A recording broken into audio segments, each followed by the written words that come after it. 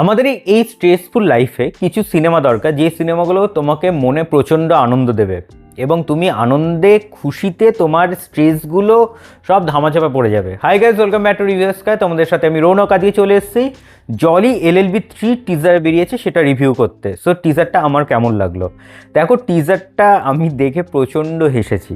তার পেছনে কারণ হলো যে টিজারটা আমার ভীষণ ভীষণ ভীষণ ভালো লেগেছে। অ্যাকচুয়ালি দেখো যে 2013 সালে জলি এলএলবি, সেখান থেকে যদি আমি শুরু করি, সেখানে যে কোর্টরুম ড্রামা, যেখানে আরশাদ ওয়ারসি ক্যারেক্টারের সাথে ভার্সেস ছিল বোমান ইরানির ক্যারেক্টার। দেন 2017 সালে এলো হচ্ছে যে জলি এলএলবি 2, যেখানে অক্ষয় কুমারের সাথে ভার্সেস অন্নু কাপুর দুজনের। এবার 3টাতে দেখা যাচ্ছে ওই আরশাদ ওয়ারসি এবং তার সাথে ভার্সেস হচ্ছে অক্ষয় কুমার একসাথে। কমন ফ্যাক্টর তিনটেতেই একজন কমন, সেটা হলো জাজ অর্থাৎ সৌরভ শুক্লা। এবং তিনজনের যে কম্বিনেশন, মানে অক্ষয় কুমার, আরশাদ ওয়ারসি এবং তার সাথে যে সৌরভ শুক্লার কম্বিনেশন তিনজনের, সে কিন্তু অসাধারণ। এবং যেভাবে কোর্টরুম ড্রামার সিনগুলোকে ক্রিয়েট করা হয়েছে এখানে, এবং যেভাবে তাদেরকে ইন্ট্রোডিউস করানো হচ্ছে, স্টার্টিংয়ে একদম আরশাদ ওয়ারসি থেকে শুরু হচ্ছে, যেহেতু জলি এলএলবি 1, মানে এটা আমার খুব ভালো লাগলো ডিরেক্টর এবং স্ক্রিপ্ট রাইটার যে সুভাষ কাপুরের জন্য, যে এটা খুব ভালো জিনিস যে এখানে দেখানো হয়েছে। দেখো, অক্ষয় কুমার নো ডাউট একজন বড় অ্যাক্টার, কিন্তু সেক্ষেত্রে দাঁড়িয়েও যে এই আরশাদ ওয়ারসির মতন এরকম একজন বড় অভিনেতাকে এত সুন্দরভাবে ইন্ট্রোডিউস প্রথম থেকে আর কি, মানে সিকুয়েলভাবে দেখানোটা, সেটা কিন্তু ভীষণ ভালো। এবং সেখানে যখন তার প্রথম ইন্ট্রোডিউস হচ্ছে, সেখানে আরশাদ ওয়ারসি আসছে এবং তাকে জিজ্ঞেস করছে সৌরভ শুক্লা যে তোমার রাগ কমেছে তো?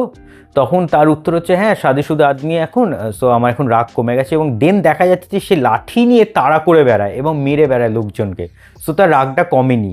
তারপরে আছে আরেকটা জলি, যেখানে ইন্ট্রোডিউস হচ্ছে এই অক্ষয় কুমারের ক্যারেক্টারটা, এবং সেখানে সে আসছে, সে আগে গিয়ে প্রণাম করতে যাচ্ছে সৌরভ শুক্লাকে। তখন সে বলছে না না না, আমি তোমার কাছ থেকে প্রণাম নেব না। দেন তারপরে হচ্ছে যে ওই দুজনের মধ্যে একটা কন্ট্রাডিকশন শুরু হচ্ছে, এই আরশাদ ওয়ারসি ভার্সেস অক্ষয় কুমারের।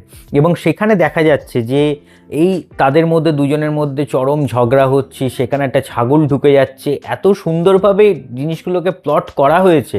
এবং লাস্টে মানে সৌরভ শুক্লা ফেড আপ হয়ে গেছে যে এই দুই জলিকে নিয়ে সে কি করবে এবার। সো এত আমি হেসেছি এবং এত সুন্দর হয়েছে যে সত্যি তোমার মনে হবে যে তুমি এই সিনেমাটা, আমার মনে হলো যে 19শে সেপ্টেম্বর রিলিজ করছে সিনেমাটা, এবং আমার 2025 সালে প্রথম দিকের মানে বেস্ট মুভিগুলোর মধ্যে এই জলি এলএলবি 3 থাকতে চলেছে বলে আমার মনে হয়।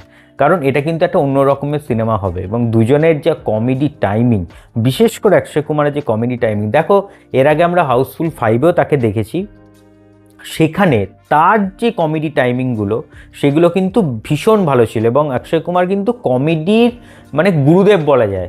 সেই মানুষটার এবার অপোনেন্টে হচ্ছে আরশাদ ওয়ারসি, সেও কিন্তু কমেডি ভীষণ ভালো করে।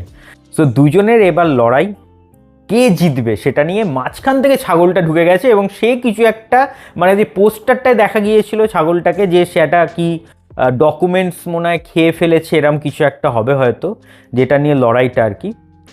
সো ছাগলটাও এসছে কোর্টে এবং তাকে নিয়ে আসা হয়েছে এবং সে সেখানে এসেও ডাকছে। সো বুঝতে পারছো ব্যাপারটা কীরকম রসিক হতে চলেছে এবং এটা একটা যে মজাদার হবে সেটা কিন্তু হচ্ছে বোঝাই যাচ্ছে।